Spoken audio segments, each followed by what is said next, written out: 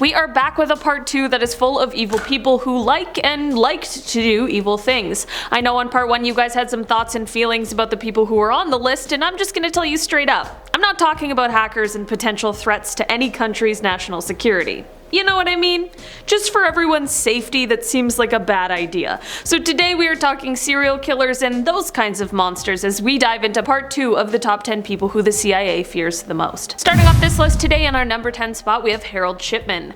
Coined with the terrifying nickname Dr. Death, Harold Shipman is thought to be responsible for taking the lives of 218 of his patients from 1972 to 1998. Because of his obvious position as a physician, he was able to fly under the radar for so long despite committing so many of these atrocious crimes.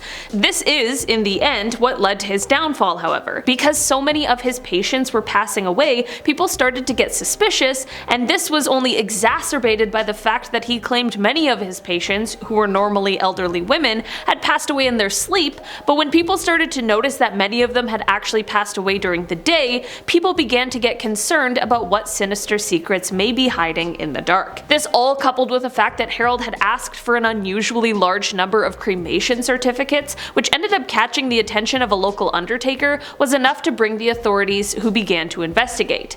For a while it was believed that Harold should be cleared of all suspicion, until the death of an 81-year-old under mysterious circumstances. Her family demanded an investigation because they noticed that her insurance beneficiary had been changed to Harold, which obviously was a major red flag. I mean, I love my doctor, but I'm not about to leave them my life's savings. You know?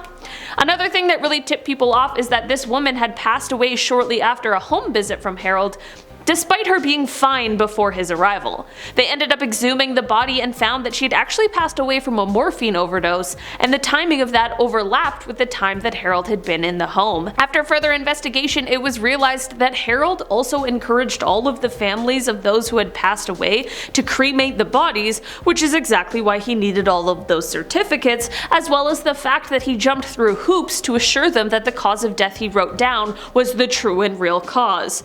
Imagine, you're like, I would assume so. Thankfully, he wasn't cleared of suspicions and was caught for his terrible crimes. He was tried and convicted of 15 counts of his crimes, but after his conviction, an audit estimated his number of victims to be around 236. In our number 9 spot today, we have Richard Ramirez. Richard, who is also known as the Night Stalker, was a serial killer who terrorized the streets of Los Angeles in the 1980s. He was known for his MO of invading homes, which left him initially being dubbed as the walk-in killer, but he had another signature that was concerning to many people, especially during the height of the Satanic Panic. Richard was known for leaving behind different satanic messages at the scene of his crimes. Because of his satanic signature, after he left his first pentagram at the scene of a crime, authorities became worried that he was a Charles Manson copycat, but instead he was just his very own kind of monster. It is said that he would leave more pentagrams behind while also telling his victims to swear to Satan instead of God. During his court appearances, he would hold up a pentagram, and after pleading not guilty, he said, quote, "Hail Satan." In our number 8 spot today, we have H.H. Holmes. H.H. is often referred to as America's first serial killer, which just seems like a title no one should ever want to hold. While he confessed to 27 of his crimes, there are some who believe the actual number might be closer to 200, which is absolutely insane. You might be wondering how he was able to accomplish this horrifying amount of crimes, and that is due to his building of a hotel in Chicago. This hotel was designed to be like a maze full of windowless rooms which were intended to make escaping almost impossible, which honestly is just a terrifying thought. H.H. was the only person who knew the entire layout of the hotel, which he purposefully ensured by hiring and firing multiple different builders throughout the construction of the hotel. The hotel consisted of things like secret passages and trapdoors, soundproof rooms, doors that locked from the outside with gas jets on the inside. There was also a safe big enough for a human to be put inside of, which unfortunately he did, and there was also a very large chute which he used to get bodies from the upper floors to the basement, where there were 2 huge furnaces, a kiln, as well as a ton of acid. Not only would he get close to women to take control of their finances and then kill them, but he would also require his employees to take out life insurance policies that named him as the beneficiary. Again, a big red flag. Some of the bodies he even ended up selling to medical schools. Eventually he was found out, caught, and sentenced to death. It isn't known exactly how many victims he had, but it's thought to be somewhere over 200. In our number 7 spot today we have Luis Garavito. Luis gained a nickname from the media of, quote, the Beast, and I think that's a great indication of the nature of his atrocious crimes. He is said to be one of the worst serial killers in the entire world, and it is believed that his victim count is up in the 300s range. He confessed to 147 crimes, and he was found guilty on 139 of those counts, which put his sentence at 1,853 years, but here's the thing. This trial took place in Colombia, where he lives, and there is a law which puts the maximum sentence to 30 years. He was sentenced in 1999, meaning there's only a few years of his sentence left and there's a chance he could get out early for good behavior. According to Luis himself, he committed these crimes because he had made a deal with the devil, and he explained that satanic ritual was involved in all of his crimes. In our number 6 spot today we have John Wayne Gacy. With a nickname like Killer Clown, it is abundantly clear why everyone would want to stay away from this actual monster. He got his start in this horrifying nickname by being a clown for children's birthday parties, charitable events, and that sort of thing. According to Gacy himself, all of his crimes were committed inside of his ranch house, where he would lure his victims into. He would then trick them into wearing handcuffs under the pretense that he was going to show off some sort of magic trick, and from here, the horror unfortunately ensued. It is thought that he took the lives of somewhere around 33 young men, most of which he buried in the crawl space of his home. On the evening of December 11th, 1978, Gacy took the life of his last victim, Robert Peist. Gacy lured the young man in when he went into the pharmacy that he worked at, and while talking with the store owner, loudly declared so that Robert could hear that he often hired teenagers for his firm at a starting rate of $5 per hour, which was double what Robert was getting at the pharmacy. In hopes of getting a new good job, Robert ended up inquiring further after his shift at the pharmacy was over.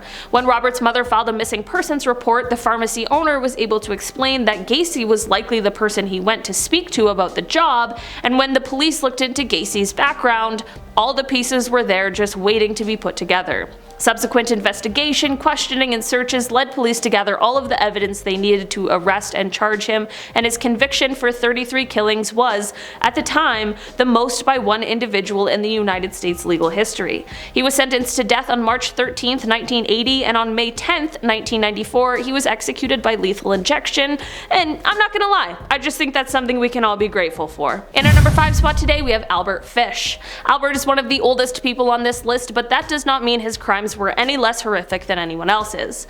Dubbed the Brooklyn Vampire or the Moon Maniac or even the Boogeyman himself, it is clear that Albert was a terrible human who did terrible things. In the early 1900s, Albert was arrested, tried, and convicted for killing and eating 3 people, but the horror was not over here. No, Albert began to claim that although people knew about the 3, the number was closer to 100, and he even claimed that he had some in every state. That's disgusting. To make matters even worse, as if it wasn't already terrible enough, this deranged lunatic also sent a letter to the mother of one of his victims. He detailed everything about how he lured her and the rest of the horrific things that occurred afterwards, like how he proceeded to eat her over the course of 9 days.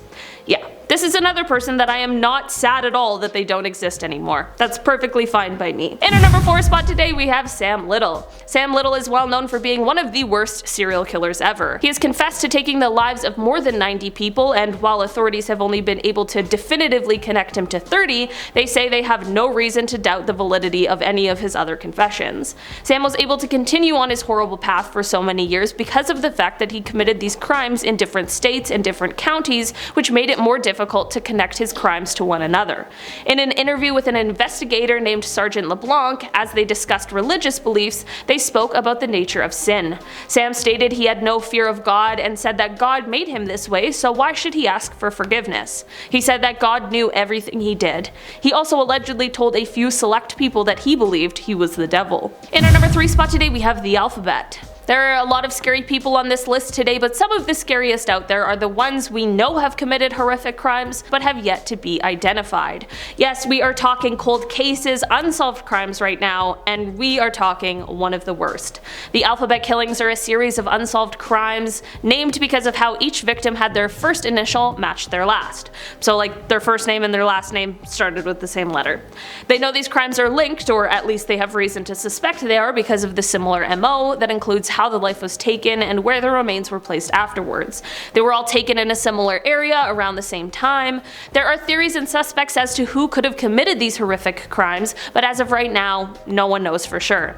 These crimes were committed between 1971 and 1973 in Rochester, New York, and because of the timing, it's possible that whoever committed these crimes could still be alive, or perhaps they're not. Authorities, despite having an immensely difficult job placed in front of them, are still committed and trying to solve this case to this day. In our number 2 spot today, we have Pedro Lopez. Pedro Lopez had a very difficult life growing up, and unfortunately this led to him living a life committing a plethora of horrifying crimes throughout South America during the 1970s.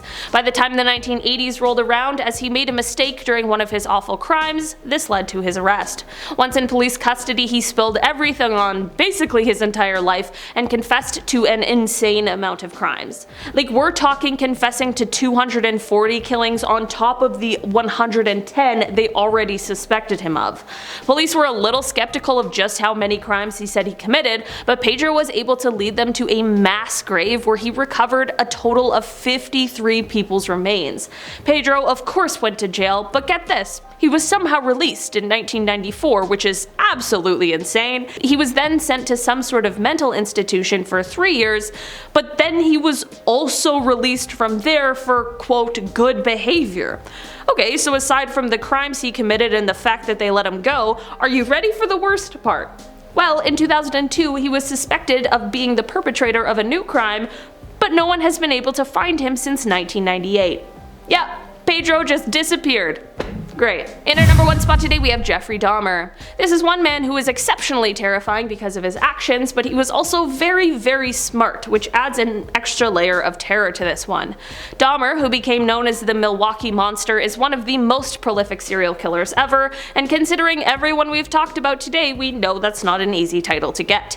He became fixated with animals at a young age, and if you're interested in true crime and criminology, you know what happens next and how bad of a sign it is. Dahmer dropped out of business school due to alcohol abuse after just 3 months and enlisted in the US Army to train as a medical specialist, but that didn't last long either, as he was discharged after he attacked 2 fellow soldiers. After this, Dahmer fell hard into alcoholism, and this is when his killing spree started. Just to be clear, those 2 things are not related. I know you know that, but I just don't want anyone to think otherwise. Between 1971 and 1991, Dahmer went on to take the lives of 17 people, and some of the things that came after included the permanent preservation of the body parts, typically all or part of the skeleton. So yeah, things were very, very dark.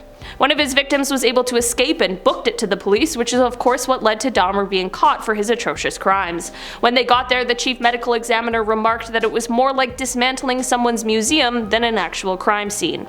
That is just how bad it was. In the end, Dahmer was tried and convicted and sentenced to 15 life imprisonments, and in February of 1992 he received an additional life sentence for a crime he hadn't yet been tried for that occurred in Ohio. In a very interesting turn of events, Dahmer was killed behind bars by another inmate in 1994. Alright guys, that has been our list for today. Thank you so much for checking it out. I've been your host today, Olivia Kozlowski, and I'll see you next time. Bye!